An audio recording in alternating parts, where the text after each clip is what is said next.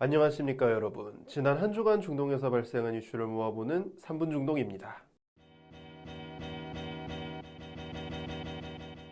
첫 번째 소식입니다. 도쿄올림픽에서 우리의 주목을 가장 많이 받은 종목 중 하나가 바로 여자 배구일 건데요. 터키팀은 우리나라 대표팀과 4강행 티켓을 놓고 아주 멋진 경기를 보여줬었죠. 터키 대표팀의 투혼 뒤에는 산불이라는 천재지변이 있었던 것으로 밝혀져 안타까움을 주고 있습니다. 터키 남부에서 21년 만에 최악의 산불이 발생했는데 터키 대표팀은 메달을 따서 터키 국민들에게 위로를 주고 싶었다고 밝혔던 것이죠. 한편 레첵 타이프 에르도안 터키 대통령은 이번 산불을 정쟁의 도구로 활용하고 있습니다. 쿠르드족 분리주의 운동을 펼치는 PKK의 소행이라고 뜬금없이 지목하고 나선 것입니다. 두 번째 소식입니다. 걸프 해상의 긴장이 고조되고 있습니다. 지난주 3분 중동에서 이스라엘 선박이 오만만 해상에서 드론 공격을 받았다는 소식을 전해드린 적이 있죠. 이와 비슷하게 지난 3일에도 오만만에서 파나마 국적의 선박이 납치되었다가 풀려나는 일이 발생했습니다. 지난번 이스라엘 유조선 공격과 마찬가지로 이번 공격도 이란이 배후라고 지목된 상태입니다. 이란의 대통령이 강경파인 에브라임 라이시로 교체된 것에 맞물려서 긴장이 고조되고 있는 상황입니다. 세 번째 소식입니다. 올해 들어 국제 곡물 가격이 치솟으면서 가축 사료는 물론 식료품의 가격까지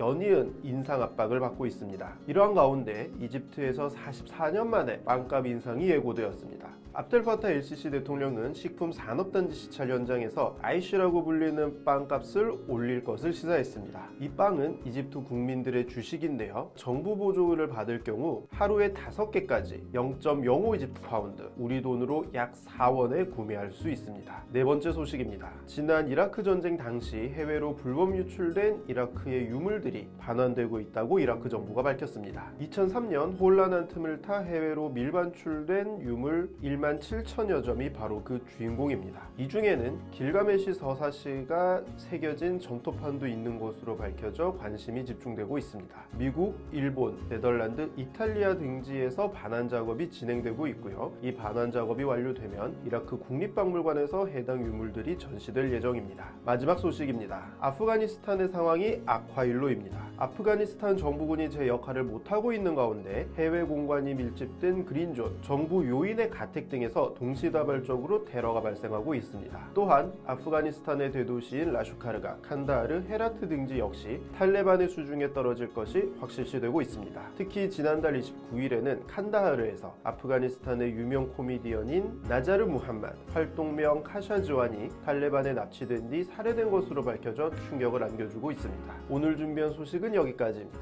다음에 뵙겠습니다.